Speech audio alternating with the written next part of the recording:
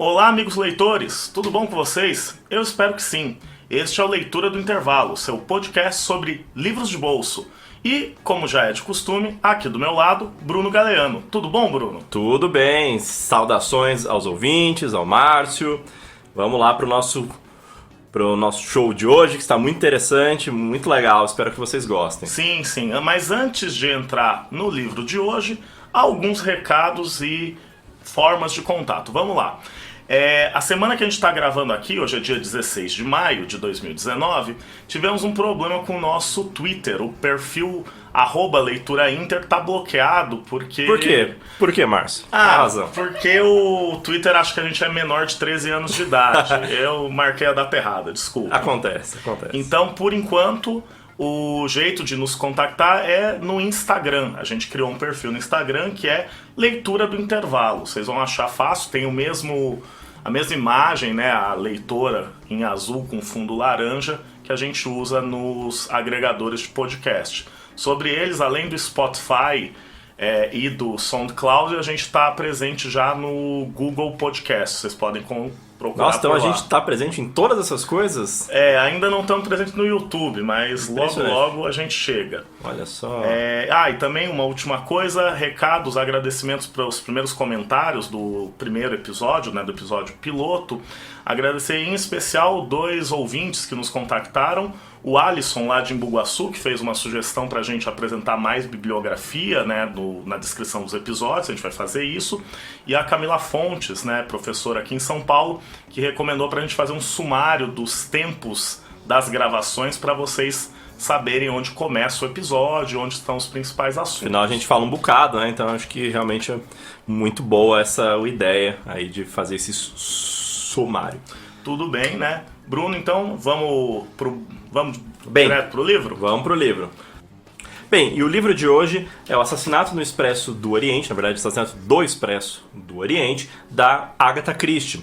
Um texto provavelmente muito conhecido, vocês provavelmente já ouviram falar dele, talvez não devam ter lido, talvez leram há muito tempo atrás, como é o meu caso. É um texto de 1934, nós vamos ler aqui a edição de 2017 da LPM Pocket. Então tudo que a gente falar, tudo que a gente lê aqui está referendado por essa edição de 2017. Sim. E bem, antes de tudo, precisamos esclarecer aí um pouco do porquê escolhemos ler esse livro e não outro, não é mesmo, Márcio? Sim. Frisar que é aquilo. A Agatha Christie foi a segunda autora que eu li na minha vida. Esse é um dado pessoal, para mim é muito importante. O primeiro autor que eu li foi o Júlio Verne, né? Os livros do Júlio Verne tomaram, quando eu tinha 7, 8 anos, muito espaço de leitor. E aí logo em seguida vieram os livros de mistério da Agatha Christie. E isso chamou a nossa atenção, em especial esse romance, que é um romance tão particular dentro de uma autora que foi muito prolífica. Sim. Né? No meu caso é basicamente a mesma coisa, né? É uma autora que eu li quando, né, devia estar aí por volta na antiga 4ª série, 5ª série, então li uma série de livros dela, eram os primeiros livros sem figura, né? Então isso marca muito a minha experiência com livros. Então resolvemos escolher esse texto para fazer um pouco essa volta a uma autora conhecida, mas que nós não lemos mais. Sim. E lembrar que a Agatha Christie também é conhecida não só pelos seus romances, mas pelas adaptações do seu romance para cinema e outras mídias. O Assassinato no Expresso do Oriente teve, se me lembro, em 2018, 2017, uma adaptação desse romance para o cinema. Então, E antes disso, um filme com o Sean Connery. Sim, da década de 1970. Então, é um livro bem conhecido, acho que vocês vão se interessar. Quem já leu pode pensar em algumas coisas, quem não leu, espero que fique interessado. E agora é importante já deixar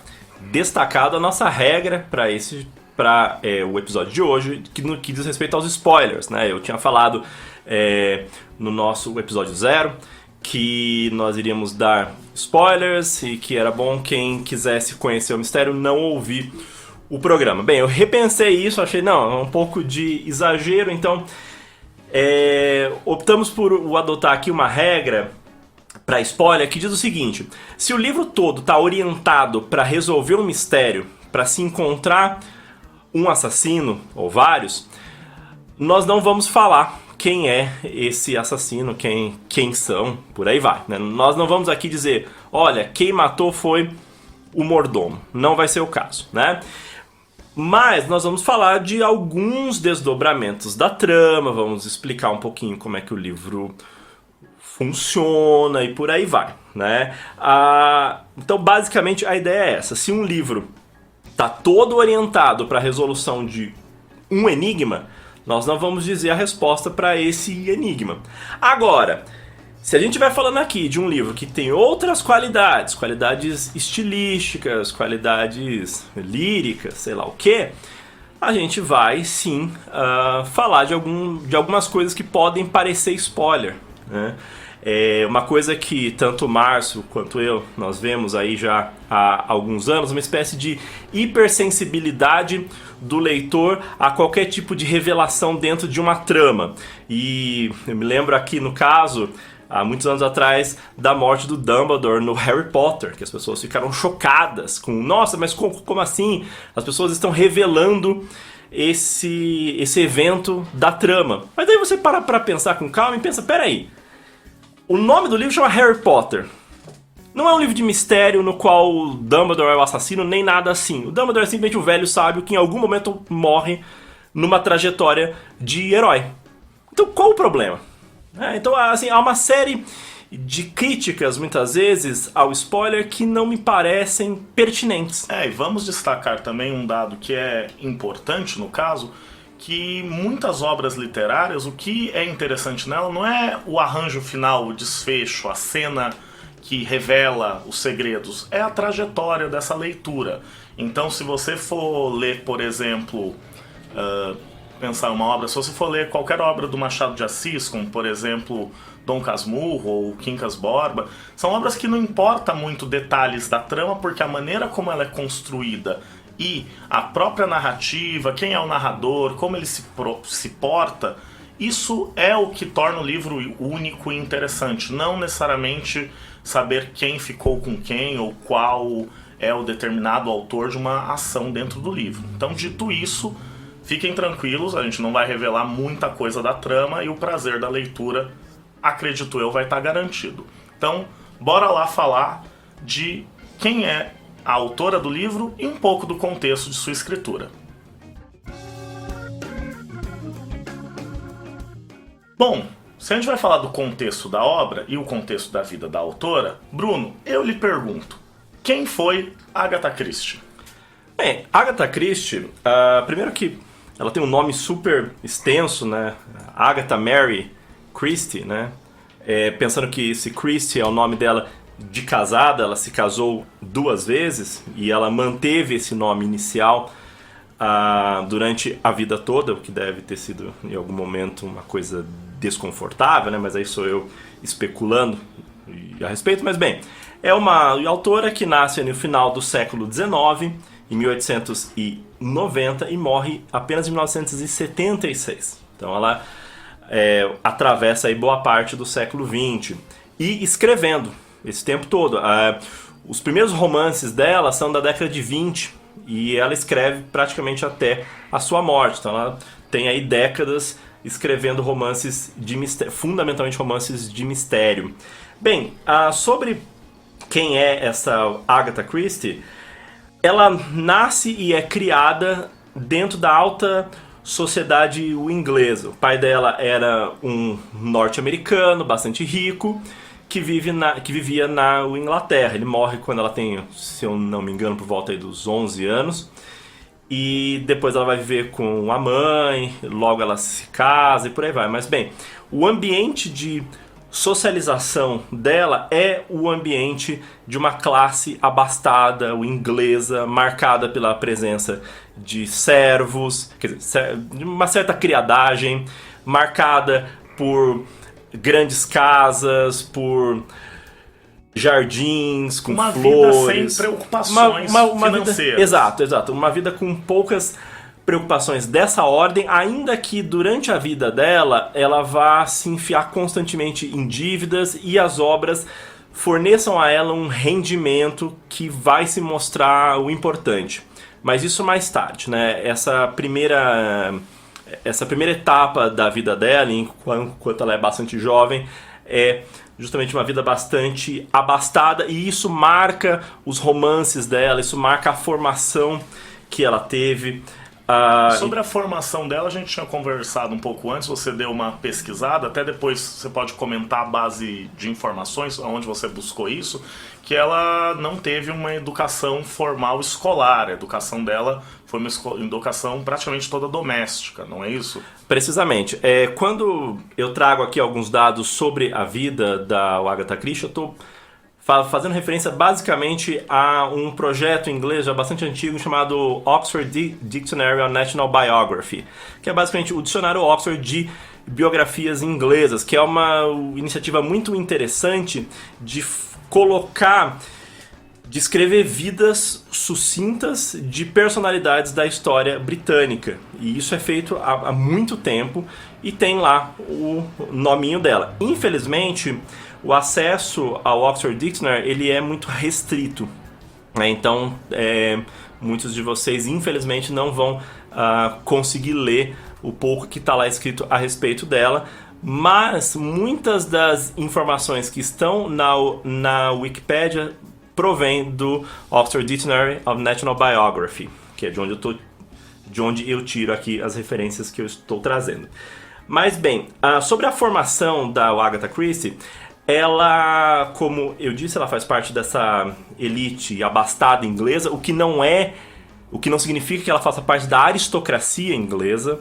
O pai dela era um norte-americano bastante rico, mas não era um lord, não era um grande nobre, né? Então ela não faz parte desse meio aristocrático, mas ela faz parte de uma classe abastada. Isso significa que ela teve uma educação formal praticamente inexistente. Ela foi ensinada em casa. E isso inclui aulas de música, de dança, pensando que a educação aí no final do século XIX, início do século XX, ela é bastante marcada por clivagens de gênero, né? Então, ela como uma moça de classe alta não precisaria ser escolarizada a um determinado nível. E o que se sabe é que muito do que ela aprendeu, além do básico, diz respeito a um esforço dela própria de ler os livros que o pai tinha e por aí vai. Então ela é uma espécie de diletante. Tem um certo quê de autodidata, né? Sim, ela vai atrás perfeitamente. de informações que não eram pertinentes, entre aspas, ao que é uma dama da sociedade, uma mulher naquele período. Além disso, o que se fala é que durante a vida toda ela foi uma pessoa bastante tímida. Então a maneira que a Agatha Christie encontrava de se expressar era muitas vezes por meio da escrita. Isso desde já de muito jovem até a idade mais adulta, né? E Bruno, quando que aparece, você falou que ela começa a escrever na década de 1920, quando ela tinha por volta dos seus 30 anos de idade, e como é que aparece essa questão da escrita? Tem alguma influência externa? E aí a gente também pode já falar um pouco da recepção da obra dela no início da carreira também. Olha, pelo que consta no Oxford Dictionary, ela teria já alguns textos, já desde muito jovem, textos bastante simples, alguns versos, uma coisa muito marcada por uma espécie de sentimentalidade e ao mesmo tempo alguns trabalhos, algumas criações ligadas aos enigmas. Parece, de acordo com o que consta no Oxford Dictionary, a irmã dela teria em algum momento proposto que ela desenvolvesse alguns enigmas, como se fosse um joguinho mesmo, entre as duas. Isso, acredito, elas deviam ser aí já adolescentes. E esse gosto por desenvolver enigmas teria sido esse primeiro florescimento de uma escritora de mistério. Bem, então basicamente aí é um passatempo. A escrita para ela era de início um passatempo. Tanto que aí um dado interessante, né, sobre a escrita dela, uma coisa que eu já tinha um certo conhecimento, que a Agatha Christie é uma daquelas histórias de escritor que é recusado por editor no início da carreira, né? A Agatha Christie, ela teve o primeiro livro dela, O Misterioso Caso de Styles, na sua entrada no mundo da literatura, recusado por 6 editores. Só o 7º editor aceitou publicar isso. E mesmo assim, parece que nos primeiros 3, 4 anos, as primeiras 3, 4 obras dela, não tiveram um grande impacto, nem uma grande vendagem. A coisa muda de figura só quando ela começa a ter suas obras publicadas fora do Reino Unido, publicadas nos Estados Unidos, e a vendagem vai aumentar.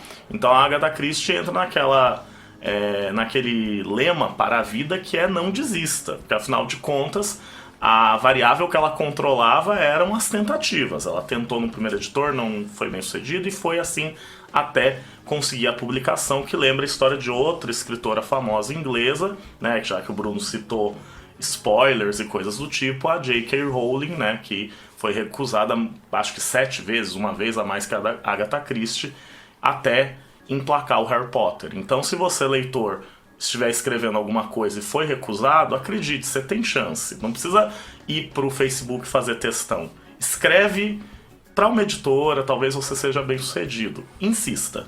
Exatamente. E, bem, no caso das duas, né, tanto da Agatha Christie quanto da J.K. Rowling, são autoras lidas no mundo todo, que são claramente sucessos editoriais. No caso da Agatha Christie, o sucesso ele é assombroso. O que se estima é que ela tenha vendido durante toda a vida cerca de 2 bilhões de cópias. Bilhões, com B. Bilhões de cópias, né, dos seus livros aí como um todo, e que existiriam um pouco menos, cerca de 100 traduções. As obras delas teriam sido traduzidas para pelo menos 100 línguas aí ao redor do mundo. Isso é um sucesso absoluto. Em termos de língua inglesa, provavelmente a Agatha Christie só tenha vendido menos que a Bíblia e que o Senhor dos Anéis, né? Olha, talvez até, acho que um pouco menos do que a Bíblia, e para aí.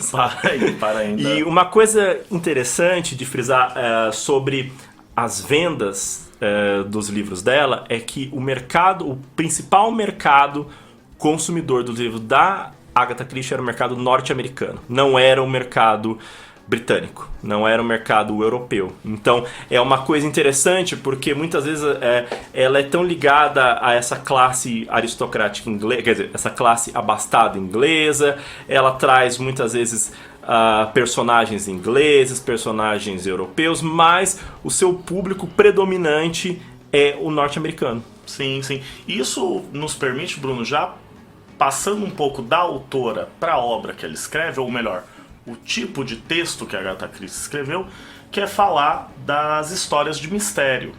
E é interessante por quê? Porque a gente pensa muito a história de mistério como uma história inglesa, principalmente pelo Sherlock Holmes, o personagem detetive mais famoso, e também pela Agatha Christie, famosa escritora, e outros tipos de personagem.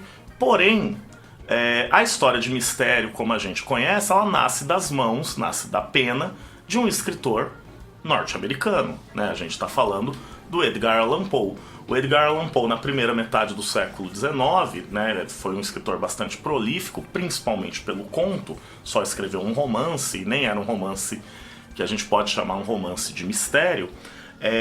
Ele inicia a tradição dos detetives que investigam casos com o seu personagem, Auguste Dupin, que é um personagem francês que vai investigar mistérios na cidade de Paris em 3 contos, né, que hoje já são famosos. Normalmente quando se publica edições de livro de bolso com o Poe, e tem um desses contos, vão ter os 3. O primeiro conto é Os Crimes da Rua Morgue, o segundo é O Mistério de Marie Roget, e o terceiro, né, A Carta Roubada. 3 histórias que apresentam o detetive, a ideia do detetive. Na segunda metade do século XIX, aí vai aparecer a figura do Conan Doyle, Arthur Conan Doyle, que vai escrever as histórias célebres de Sherlock Holmes. E o Sherlock Holmes, de certa forma, ele refina muito das ideias que já apareceram no Dupin, do seu antepassado.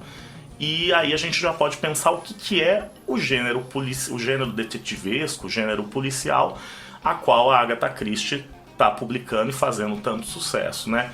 O que caracteriza basicamente o policial? Você quer começar, Bruno? Sim, a gente pode, antes de tudo, pensar na obviedade, uma coisa que é muito óbvia, mas que precisa ser trazida aqui. esse tipo de obra traz um crime a ser desvendado. E você pode dizer, não, mas isso é evidente. Pera, mas nem todo crime é desvendado. Nem todo crime é um mistério. Muitos crimes, às vezes, são óbvios. Nesse caso, não. Os crimes, e não estou falando apenas de assassinatos, pode-se falar sobre um roubo, melhor dizendo, um furto. Eles trazem em si um grau de indeterminação. Algo ocorreu, alguém fez essa coisa, muitas vezes é um assassinato e precisa-se descobrir uma resposta para isso. Isso não pode ficar assim, digamos. Exato, e por conta disso, o detetive acaba encarnando nesse romance policial do século XIX a figura do guardião da ordem, do sujeito que com sua racionalidade vai desvendar o crime, que é essa ação que rompe não com a instituição, mas que rompe com a ordem estabelecida, com o status quo, trazendo de volta a paz e a segurança. E essa figura do detetive, já na sua origem, já com o Dupin, do Edgar Allan Poe, ele é uma figura, primeiro, não é um profissional na investigação e no trato com o crime. Ele não é um detetive da polícia, ele não é um profissional, ele é um diletante, ele é um sujeito que normalmente não tem preocupações financeiras, ele é um sujeito jovem, ele não é casado, ele é um homem livre que pode se dedicar a essa racionalidade extrema, né? Pensar o Sherlock Holmes em Londres praticamente como uma aranha esperando um crime acontecer, né? Uma mosca cair na sua teia para ele poder ir lá e resolver. Isso também é uma outra marca. Esses detetives, esses diletantes, raciocinadores, essas máquinas de pensar ambulante, de tão lógicos que são excêntricas. São personagens extremamente excêntricos, né? Se você pensa Simples, basta pensar na aparência que todo mundo aqui certamente se lembra do Sherlock Holmes. Sim. Um cachimbo enorme, um sujeito que veste uma boina. Então ele tem uma aparência toda própria que nenhum outro ali tem. Que o Watson não vai ter, que nenhuma pessoa que seja próxima a ele vai ter. Ele Sim. se veste de uma maneira peculiar. Ou pensem, por exemplo, na série do Sherlock Holmes, essa da televisão britânica, que é com o Cumberbatch, que tem aquela voz magnífica, a velocidade com a qual ele fala, é uma coisa assim, impressionante. Então, o detetive dessa tradição mais original, britânica, ele é sempre um sujeito excêntrico, muitas vezes é marcado até por um certo estrangeirismo. Ele é o francês, ele não é bem igual aos outros, né? Sim, sim. E não só na aparência, mas também nos hábitos, né? Pensando no Sherlock Holmes, o hábito exótico, não exótico, mas é curioso que um homem tão lógico que toca violino a todo instante quando lhe é permitido, ele sabe de diversos assuntos.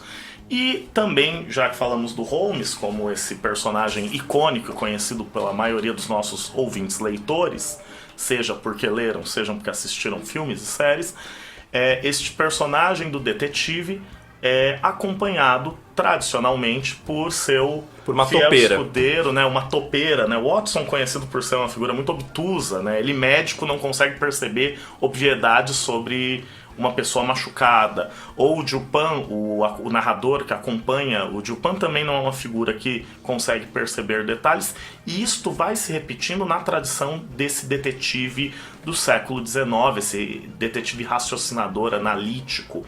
Ele é acompanhado com uma figura que encarna a nós leitores. Ele é aquele que não vai conseguir entender todos os detalhes, que vai contar a história e que não vai perceber certos elementos que, quando você reler o texto, você se sente abismado de como ele não percebeu coisas tão gritantes na sua face, na sua cara.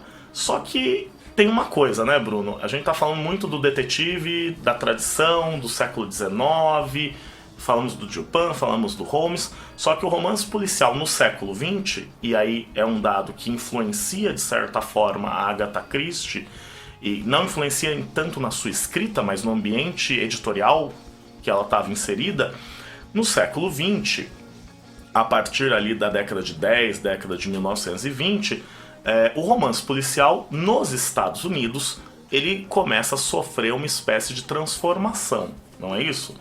Exato. Começam a surgir outros elementos aí por meio de autores como o Dashiell Hammett e o Raymond Chandler, que não estão presentes nessa tradição, eu não gosto de dizer britânica, porque pensando que o Poe não é britânico, né? Mas a tradição analítica. Uma tradição analítica, ótimo. Que não estão presentes nessa tradição analítica. E acho que o principal elemento aí é o dinheiro. Os assassinatos, os furtos, os sequestros, os mistérios giram em torno de outras coisas que não o dinheiro. Sim, sim. É interessante notar que o que são esses romances como o de Dashiell Hammett ou de Raymond Chandler. São romances em que o detetive ele é um profissional, ele não está investigando aquilo porque ele dá prazer simplesmente, ele é um private eye, ele é um investigador profissional que precisa desvendar o crime para pagar as contas. Então há uma materialidade e há uma citação que eu gosto muito, que é uma citação do Bertolt Brecht, que é um autor irlandês de teatro. Não. Brecht não é irlandês? Brecht é austríaco? Bem, é de língua alemã. É de língua alemã, tá, tudo bem. O Brecht, então, ele vai ter uma citação, que eu vou pegar aqui, né, vou colar, com licença, gente. A citação dele é a seguinte: a história de mistério nos Estados Unidos é uma história que critica o materialismo da sociedade burguesa. O crime gira em torno de grana. O crime gira em torno de dinheiro. Você descobriu de onde é o Brecht? Corrigindo, não é austríaco, é alemão. Alemão. Então vamos ficar aí, né? Muito simpático, né? Esse autor Brecht. alemão. E isso é um dado fundamental do romance policial da tradição dos Estados Unidos, chamado policial negro, policial noir, né? Deste detetive que é um profissional, deste detetive que faz as coisas porque precisa pagar as contas, mas nele tem não boletos a pagar. Tem boletos a pagar, mas ele não é um mercenário, ele é um homem de princípios, né? Philip Marlowe, ele, apesar de precisar Calma, de dinheiro, quem é Philip Marlowe? Philip Marlowe é o personagem, é o detetive mais famoso dessa tradição, pelo menos meu favorito. Sim. E ele o Marlowe é um personagem do Raymond Chandler, que aparece em vários de seus textos. E o Marlowe, diferente do Holmes, ele não vai buscar os casos simplesmente porque lhe deu vontade. Ele busca os casos porque ele precisa disso. Os seus clientes vão entrar pela porta do escritório e pedir uma solução. E ele é um homem que também tem suas excentricidades. Por exemplo, ele é um sujeito que vive metade dos romances alcoolizado. Ele precisa daquilo para aguentar o que é o baque da vida ali nos anos 30, nos anos 40. E nisso já se torna um pouco mais evidente para onde que essa matriz norte-americana vai. Se por um lado há uma matriz analítica, lógica, raciocinadora, por outro o que nós temos aqui é uma matriz baseada aí numa certa materialidade das coisas, seja do dinheiro, seja do álcool, do vício e também da sexualidade. Sim. Não é mesmo, Márcio? Sim. A figura das mulheres nos romances dos romances do Chandler é muito presente. As mulheres, aquela imaginário da femme fatale, da mulher que está envolvida com algo que é perigoso.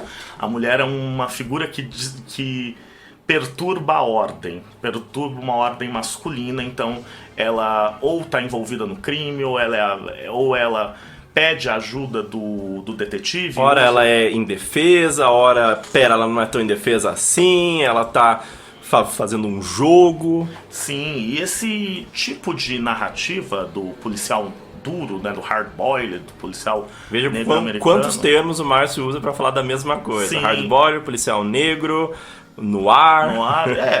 O policial de ação é outro termo também, porque...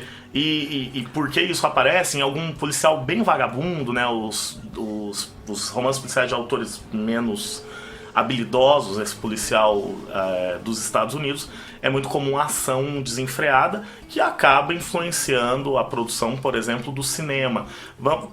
Não custa lembrar, é interessante, que esse tipo de narrativa policial dos Estados Unidos, ela é influenciada pela narrativa analítica, que a gente pensa mais britânica, só que ela tem na sua gênese não só isso, ela está ligada, por exemplo, aos romances de faroeste, aos romances sobre o Oeste, né? Então você troca a figura do cowboy, a figura do xerife pela figura do detetive. Em suma, vai ter porrada e tiroteio. Basicamente tiro, explosão e mulherio, né? Praticamente isso. Então quer dizer que quando a Agatha Christie começa a escrever, na década de 1920, já tem um público leitor de romance de mistério. Seja o público que lê o romance de mistério analítico, seja o público de leitor de romance de mistério da matriz de ação e todos os adjetivos que eu usei. E aí é importante frisar que as duas matrizes disputam fundamentalmente o mesmo mercado de leitores norte-americanos. Então, quando a Agatha Christie critica essa tradição norte-americana, essa tradição do hard-boiled, ela está disputando o mesmo mercado, o mesmo leitor. Sim, e é interessante, quando o Bruno cita, quando a Agatha Christie critica o romance policial norte-americano, ela faz isso no Assassinato no Expresso do Oriente. Vai ter um momento, nós citaremos um pouquinho mais à frente, em que vai ter o encontro do detetive policial dela com o detetive policial de matriz americana no romance. E se você... Que é um trouxa. Que é um tonto, comparado com o gênio analítico que é o Poirot, detetive de Agatha Christie. Ao mesmo tempo, as alfinetadas vão do outro lado. O Raymond Chandler, num texto publicado em 1944... Ou seja, 10 anos após... O Assassinato no Expresso do Oriente, é um texto chamado A Simples Arte de Matar. Nesse texto, o Chandler, ele não só conta o final do Assassinato no Expresso do Oriente... Que nós não iremos fazer aqui. Sim, mas se você quiser procurar o texto, é fácil encontrá-lo, e tem essa passagem. Ele não só revela o final, mas ele critica o final, chamando de imbecil, dizendo que o leitor não consegue descobrir o final do livro, né? Não consegue descobrir quem é o assassino, porque o final é tão imbecil, é tão absurdo, que só alguém muito idiota pensaria nesse final. Então um ataque velado, não velado, um ataque aberto de um autor ao outro, justamente para pensar essa questão, que tem um leitor em disputa. E a principal crítica nesse caso diz respeito a uma espécie de mecanicismo. Então, para o Chandler, essa tradição analítica, ela reduziria os crimes a uma mera mecânica. Quem fez o quê, quem estava onde, no qual não entram as paixões, os acidentes, o dinheiro, por aí vai. Então seria como resolver o crime, seria como montar uma batedeira, como ele mesmo diz. Então só alguém que pensaria nesses termos conseguiria resolver o crime que nós vamos ver aqui hoje. Sim, e já que a gente falou do leitor, né, é bom frisar o que busca o público leitor do romance policial. Olha, lembrando da minha própria experiência aí há muitos anos atrás, eu diria que a primeira coisa é quantidade. Eu li muitos romances da Agatha Christie e me lembro praticamente de nenhum deles. Todos eles se misturam, todos eles eu me lembro, são coisa de rico, uns nomes esquisitos e, simplesmente vem o detetive genial e resolve o caso. E eu, infelizmente, nunca acertei nenhum assassino dos livros dela que eu li. E o curioso é que mesmo essa sensação de você ser o Capitão Hastings, que é o companheiro tradicional do Poirot, da Agatha Christie, ou você se sentir tão obtuso quanto o Watson, do Holmes, é interessante notar que mesmo assim é prazeroso ver a resolução. Você lê aquilo e fala, nossa, é mesmo, eu não notei este detalhe. Mas por que é prazeroso? Eu diria, né, aí puxando um pouco a experiência de game design que eu tenho, que é quase o prazer de ver uma resolução de uma equação do segundo grau. Por quê? Você não manja muito de matemática lá no ensino médio. Você vê o professor ou um amigo seu resolvendo aquela conta, fala, nossa, era isso. Que bruxaria é essa? Que bruxaria é essa? Mas é interessante, é o mesmo interesse de ver alguém resolvendo um cubo de Rubik, um cubo mágico. Então há um prazer na lógica de você conseguir por si só resolver um enigma, só que também é prazeroso ver o enigma sendo resolvido, né? É um prazer do equilíbrio, um prazer de ver algo se completando na sua frente. Exato, e isso traz pra gente uma dimensão que muitas vezes não é considerada quando se faz crítica de livro, que é a interação com o livro, que é a diversão que o livro pode trazer. Porque no caso do livro de hoje, se trata fundamentalmente de um jogo lógico. Então, um livro como o de hoje, ele não deve ser lido simplesmente da página 1 até a última página e pronto. Ele te convida o tempo todo a tentar resolvê-lo, como se fosse uma montagem de... sei lá... de um quebra-cabeça. Exatamente, é isso que me escapou aqui. Então, é uma leitura que fundamentalmente se dá para passar o tempo. E aí eu retomo aquele ambiente de socialização inicial da Agatha Christie, que eu suponho que fosse um ambiente muito marcado pelo tédio. Preciso inventar jogos. E isso aqui é um tipo de jogo. O Assassinato no Expresso do Oriente é um tipo de jogo. Ele funciona como jogo. Ele funciona como um jogo, e como todo jogo, aí quando a gente pensa em jogo, tem texto fundamental do Homo Ludens, né, que é feito qual mesmo autor? É aquele autor belga... Márcio, você que fica querendo trazer de que país é o fulano é sempre difícil. Mas quem é o autor? É o Huizinga, né? O Huizinga. O Huizinga, ele quando lança a ideia do Homo Ludens, ele usa um conceito-chave que é o círculo mágico. O círculo mágico quer dizer que quando os jogadores estão no jogo, eles vão respeitar as regras do jogo, porque esse jogo só funciona no respeito dessas regras. E por que eu trago a ideia do círculo mágico do Huizinga aqui? Porque no romance policial existe um certo equilíbrio entre a verossimilhança e o entretenimento. Em que sentido? O romance policial tem que ser verossímil. Você tem que acreditar que o crime é possível. O autor não pode dizer que houve um envenenamento. Um infarto. Eu só morri de infarto. Nossa, que sacal, né? Pensa, você leu 200 páginas para depois descobrir que a morte foi natural. Pô, isso pode ocorrer na realidade? Pode, mas isso no romance é frustrante. Sim, que é o equilíbrio entre o verossímil e o entretenimento. Tem que ser verossímil o crime, né? Não adianta falar que o sujeito morreu por envenenamento de comer morangos. Sabe, uma coisa do tipo, isso fez com que ele morresse. Não é verossímil, então tem que ser um veneno, e como esse veneno é obtido, como ele é manipulado, o leitor quer que isso seja real. Só que ao mesmo tempo, se isso for muito real, se tornará, como o Bruno disse, cansativo, chato. Frustrante, né? Porque ele vai ter diante de si, por exemplo, o detetive chegou ao criminoso, então ele será preso e resolvemos o caso. Não, porque agora a gente vai abrir o processo, a procuradoria vai ter que fazer a documentação, esse cara vai ficar algum tempo esperando em liberdade. Vai pedir um habeas corpus e vai escapar ou não. Então, isso são coisas que o leitor não quer. O que importa aqui é o jogo, é o mistério. Quem matou alguém? Né? E aí é interessante pensar, depois de tudo que a gente disse sobre romances de mistério, o quão presente estão essas matrizes no entretenimento de massa atual.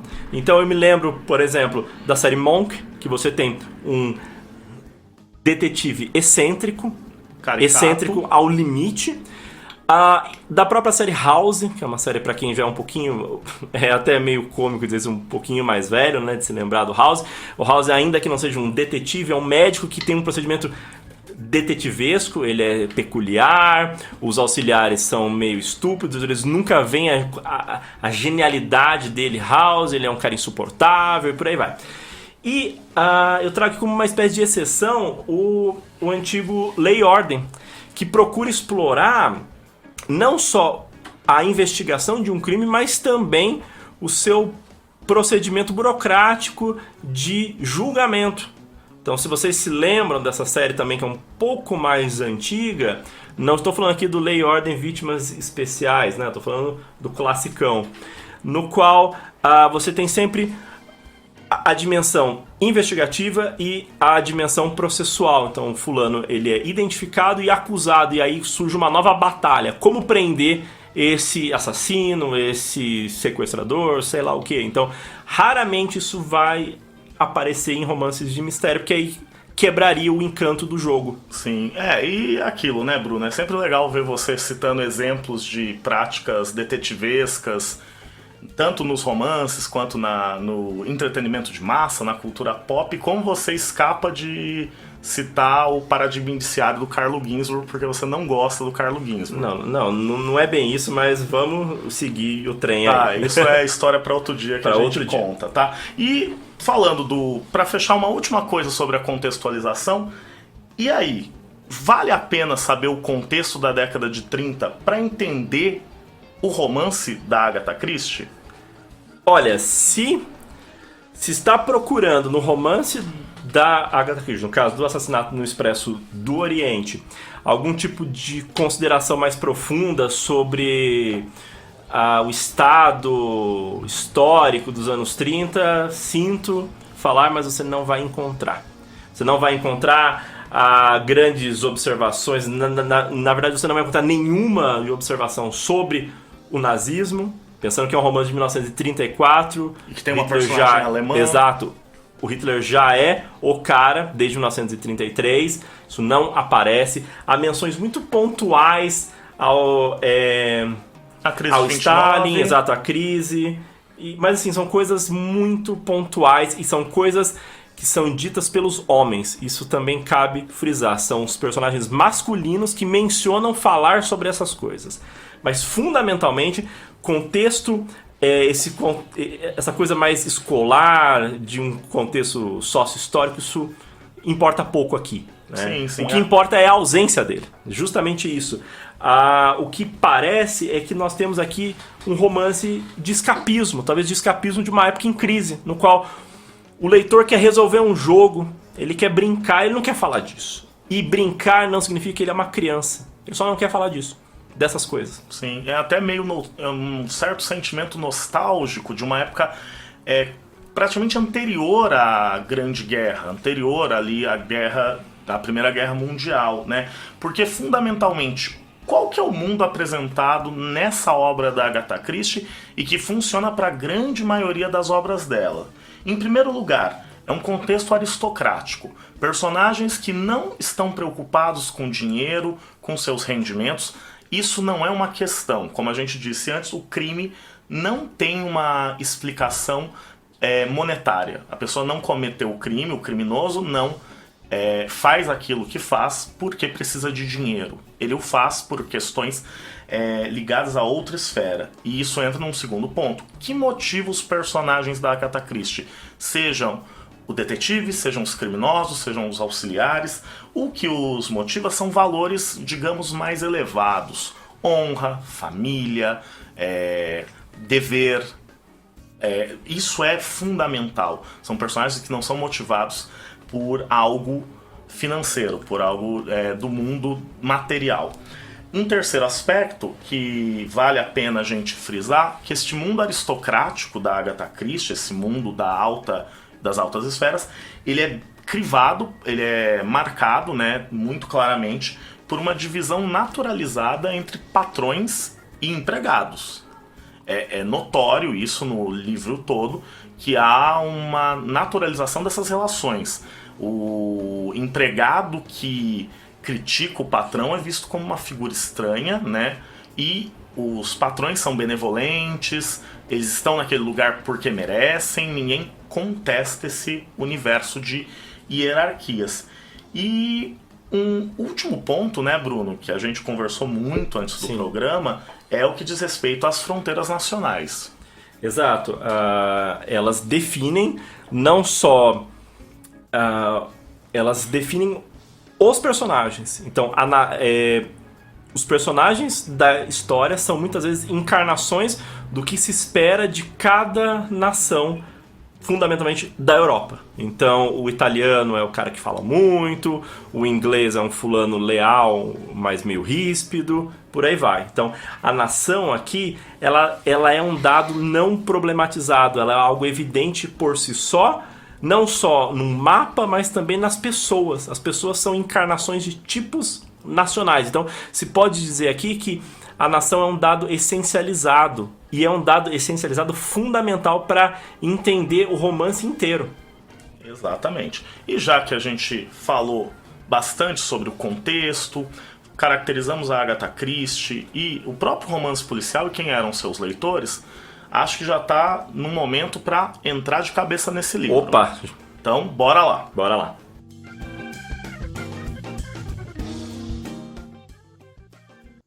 Salve, galera, tudo bom? Como vocês perceberam, o programa de hoje ficou bem recheado de conteúdo, né? Informações sobre Agatha Christie, o gênero do romance policial, contexto, né? Bastante coisa bacana. Para não sobrecarregar vocês e ficar um programa gigantesco, nós resolvemos, eu e Bruno, dividir este programa em duas partes.